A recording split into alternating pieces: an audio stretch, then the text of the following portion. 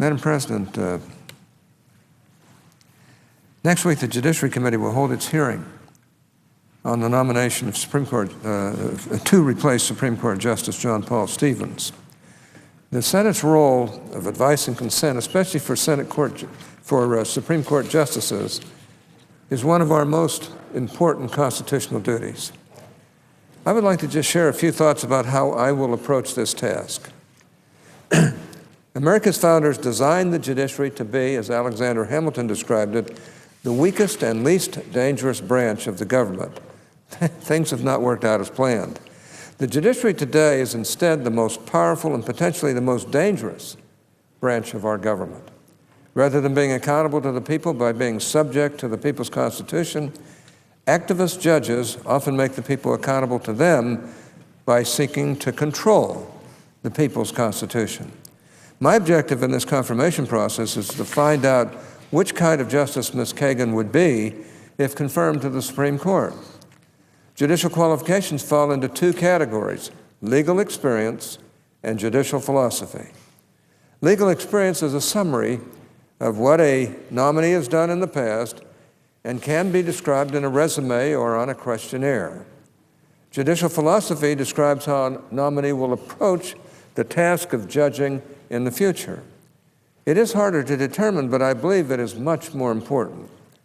Let me first look at Ms. Kagan's legal experience. I have never believed that judicial experience is necessary for Supreme Court service. Or to put it another way, I've never believed it to be a disqualification if you don't have judicial experience. In fact, 39 Supreme Court justices, about 1/3, had no previous judicial experience. What they did have, however, was extensive experience in the actual practice of law, an average of more than 20 years. These are justices such as George Sutherland, one of my predecessors as U.S. Senator from Utah, who practiced for 23 years, or Robert Jackson, who practiced for 21 years and served as both Solicitor General and Attorney General. In other words, Supreme Court justices have had experience behind the bench as a judge, before the bench as a lawyer, or both. Ms. Kagan has neither. She spent only 2 years as a new associate in a large law firm. She never litigated a case or argued before any appellate court before becoming Solicitor General last year. And her work in the Clinton administration was focused on policy and legislation. As the Washington Post described it recently, Ms. Kagan would bring to the court experience, quote, in the political circus that often defines Washington, unquote. Some people may see little difference between the legal and the political, but I do, and am concerned about blurring the lines even further. Last week, one of my Democratic colleagues with whom I serve on the Judiciary Committee talked about Ms. Kagan's qualifications and claimed that some senators question her fitness for the Supreme Court solely because she has never been a judge. No one has made that argument. This Democratic colleague identified Justices Byron White, William Rehnquist, Louis Brandeis, and Lewis Powell as among those with no prior judicial experience. Now, these justices had practiced respectively for 14, 16, 37, and 39 years in the practice of law. And Justice Powell had also been president of the American Bar Association. There really is no comparison. So in this first element of legal experience, we have to be honest about what the record shows. Unlike other Supreme Court nominees, Ms. Kagan has no judicial experience and virtually no legal practice experience. That leaves her academic and political experience. The Democratic senator I mentioned identified as among Ms. Kagan's strongest qualifications for the Supreme Court her experience crafting policy and her ability to build consensus. Judges, however, are not supposed to be crafting policy, and consensus building only begs the question of what a consensus is being built to support. This relatively light record of legal experience only places more importance on judicial philosophy and other qualification for judicial service. Frankly, finding reliable clues about judicial philosophy is often harder in an academic and political record like Ms. Kagan's than in a judicial record. This is especially true when, like Ms. Kagan, a nominee has rarely written directly about the topic. This does not mean that reliable clues do not exist, just that they are harder to find. I have to take Ms. Kagan's record as it is because I have to base my decision on evidence, not blind faith. Judicial philosophy refers to the process of interpreting and applying the law to decide cases. That is what judges do, but they can do it in radically different ways. Notice that I said this is about the process of deciding cases, not the results of those cases. Many people, including some of my Senate colleagues and many in the media, focus only on the results that judges reach, apparently believing that political ends justify the judicial means. That is the wrong standard for evaluating either judicial decisions or judicial nominees. Politics can focus on results, on the results, but the law must focus on the process of reaching those results. Rather than the desirable ends justifying the means, the proper means must legitimate the ends. It makes no difference which side wins, which political interest comes out on top, or whether the result can be labeled liberal or conservative. If the judge correctly interprets and applies the law in a particular case, then the result is correct. So I want to pin down as best I can what kind of justice Ms. Kagan would be. Will the Constitution control her, or will she try to control the Constitution?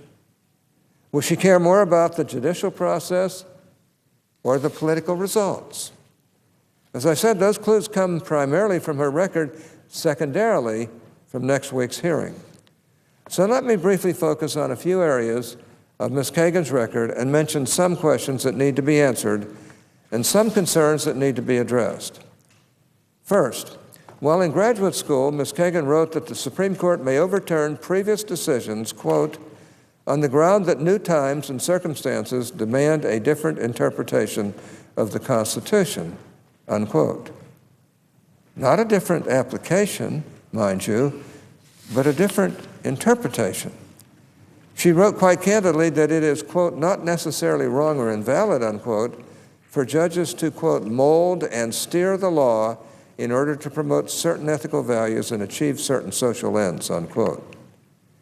In a 1995 Law Journal article, she agreed that in most cases that come before the Supreme Court, the judge's own experience and values become the most important element in the decision. In her words, quote, many of the votes a Supreme Court justice casts have little to do with technical legal ability and much to do with conceptions of value, unquote. Now that sounds a lot like President Obama, who said as a senator that judges decide cases based on their own deepest values, core concerns, the depth and breadth of their empathy, and what is in their heart. If that is too results-oriented, Ms. Kagan wrote, so be it. While Ms. Kagan has not herself been a judge, those judges she has singled out for particular praise have this same activist judicial philosophy. In a tribute she wrote for her mentor, Justice Thurgood Marshall, for example, she described his judicial philosophy as driven by the belief that the role of the courts and the very purpose of constitutional interpretation is to, quote, safeguard the interests of people who had no other champion. The court existed primarily to fulfill this mission. And however much some recent justices have sniped at that vision, it remains a thing of glory, unquote. In 2006, when she was dean of Harvard Law School, Ms. Kagan praised as her judicial hero Aaron Barak, who served on the Supreme Court of Israel for nearly 30 years. She called him, quote, the judge or justice in my lifetime whom I think best represents and has best advanced the values of democracy and human rights, of the rule of law, and of justice, unquote. Now that is not simply high praise, but the highest praise possible, for she said that Justice Barak was literally the very best judge anywhere during her entire lifetime in representing and advancing the rule of law. Who is this judge who, for Ms. Kagan, at least is literally the best representation of the rule of law? Judge Richard Posner, one of the great intellects in the law, has described Justice Barak as, quote, one of the most prominent of the aggressively interventionist foreign judges, unquote, who, quote, without a secure constitutional basis, created a degree of judicial power undreamt of by our most aggressive Supreme Court justices, unquote. Judge Posner concluded that to Justice Barak, quote, the judiciary is a law unto itself, unquote. Now, these and other examples over a period of more than 2 decades fit consistently together. They indicate that for most of her career, Ms. Kagan has endorsed and has praised others who endorse an activist judicial philosophy. She appears to have accepted that judges may base their decisions on their own sense of fairness or justice, their own values of what is good and right, and their own vision of the way society ought to be. This is an activist philosophy. And this activist philosophy, as she has said, is a thing of glory and best represents the rule of law. Now, that is what her record shows.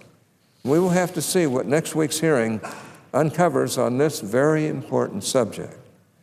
There are also some specific subjects or controversies that must be explored. These might have been less important if Ms. Kagan did not have the record I just described. If she had not endorsed and praised judges making decisions based on their personal values and objectives, then evidence of her own personal values or objectives would obviously be less relevant. But as Ms. Kagan said in a 2004 interview, since a judge's personal attitudes and views make a difference in how they reach their decisions, quote, the Senate is right to take an interest in who these people are and what they believe, unquote. I want to note 2 of the areas in which it appears that Ms. Kagan's personal or political views have driven her legal views. The first is abortion. When she clerked for Justice Marshall, she recommended against the court reviewing the decision in a case titled Anzaro v. Monmouth County Correctional Institutional Inmates.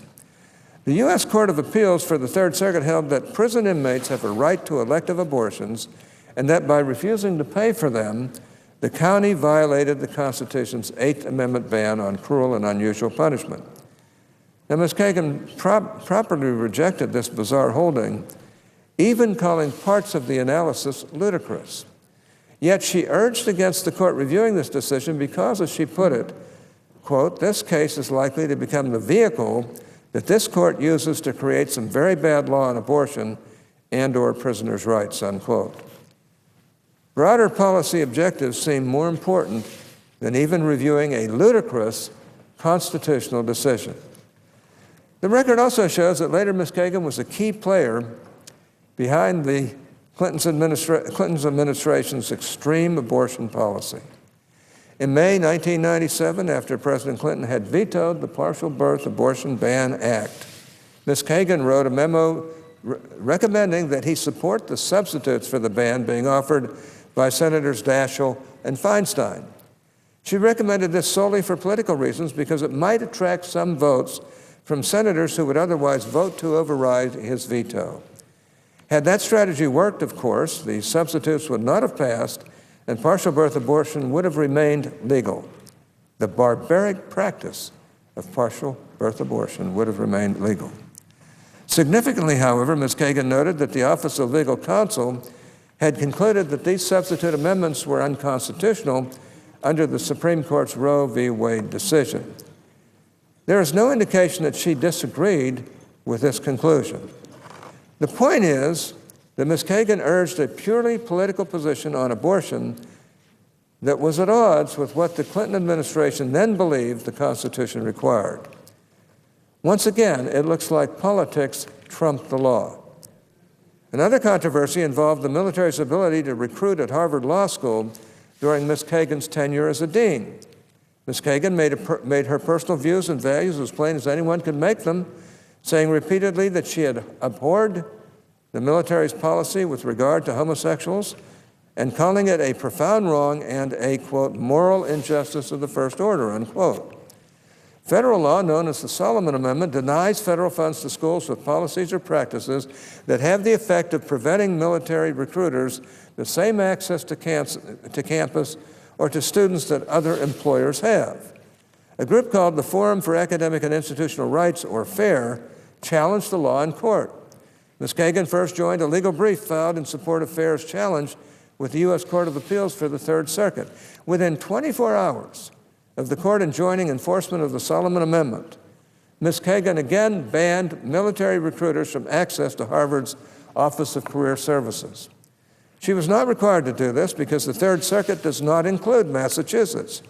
She kept the ban in place even after the Third Circuit stayed its own injunction while it was being appealed to the Supreme Court. In other words, Ms. Kagan denied military recruiters access even though the law still required access. She could have opposed the military's policy in various ways, but chose to do so in a way that undermined military recruitment during wartime. And the recruitment ban was lifted only after the president of Harvard University stepped in and overrode Ms. Kagan's decision. Ms. Kagan then joined a group of law professors filing a brief with the Supreme Court. To its credit, FAIR actually agreed with the government about the proper reading of the Solomon Amendment. But Ms. Kagan and her fellow professors urged the court to read the statute in an artificial and unnatural way that actually contradicted both the plain terms of the statute and the position of the very party on whose behalf she had filed her brief. The statute required that the military be treated the same as employers who are granted access to campus. Ms. Kagan argued instead that the military be treated the same as employers who are denied access to campus. Not surprisingly, the Supreme Court unanimously rejected Ms. Kagan's position, saying that her group of law professors simply misinterpreted the statute in a way that would literally negate it and make it, quote, a largely meaningless exercise, unquote. She did everything she could, including defying federal law and making legal arguments that even Justice Stevens could not accept to pursue her political objective. In closing, I want to come to the floor today. I wanted to come here today to describe for my colleagues the approach I am taking to evaluate Ms. Kagan's nomination to the Supreme Court. The most important qualification for the position is her judicial philosophy, the kind of justice she will be. The evidence for her judicial philosophy comes primarily from her record, and I've touched on some areas of concern that must be examined more closely, and then only a few. This is a grave decision. It is about more than simply one person. The liberty we enjoy in America requires that the people govern themselves, and that, in turn, depends on the kind of justices who sit on the highest court in the land. George Washington said this in his farewell address, quote, "The basis of our political systems is the right of the people to make and alter their constitutions of government. But the Constitution which at any time exists, still changed by an explicit and authentic act of the whole people, is sacredly obligatory upon all." Judges who bend the Constitution to their own values and who use the Constitution to pursue their own vision for society take this right away from the people and undermine liberty itself. Madam President, I yield the floor.